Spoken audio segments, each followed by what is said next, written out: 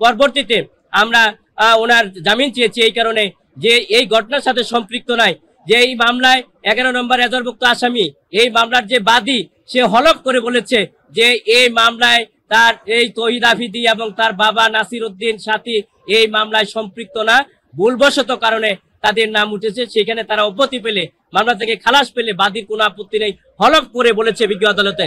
সুতরাং এই হলফ করার বাদী এটা পারে কিনা, মামলা দেওয়ার পরে বাদীর এই আদালতে নিয়ম অনুযায়ী পারে কিনা?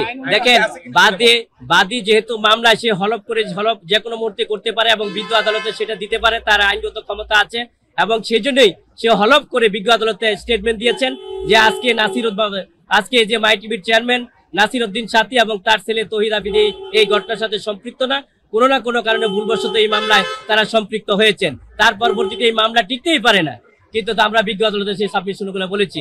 আজকে যে আদেশ হয়েছে 7 দিন রিমান্ড চাওয়া ছিল, 5 দিন রিমান্ড চেয়েছেন এবং আজকে জামিন নামঞ্জুর করেছেন, সে আদেশে আমরা সংক্ষুব্ধ হয়েছি। আমরা মনে করেছি সেখানে আইনের শাসন প্রতিষ্ঠিত হয় নাই, আমরা ন্যায় বিচার হতে বঞ্চিত হয়েছি। এই যে অভিযোগটা, এটা ভিত্তিহীন।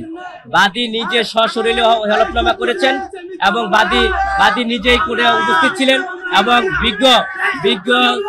বিজ্ঞ আদালতের মাধ্যমে ম্যাজিস্ট্রেটের সামনে উনি সেই সাক্ষাৎকারগুলো দিয়েছেন।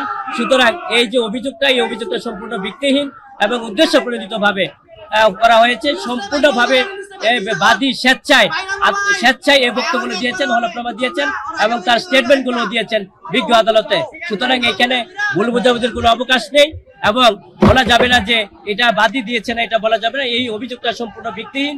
দর্শক আছে এবং উনি বিশিষ্ট ইউটিউবার এবং জনপ্রিয় ব্যক্তিত্ব।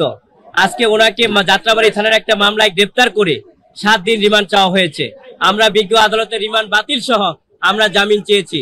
আমরা বিজ্ঞ আদালতে বলেছি যে তৌহিদ আফ্রিদি একজন মিডিয়া ব্যক্তিত্ব এবং শারীরিকভাবে সে অসুস্থ, সে লিভার এবং ক্যান্সারে আক্রান্ত হয়েছে।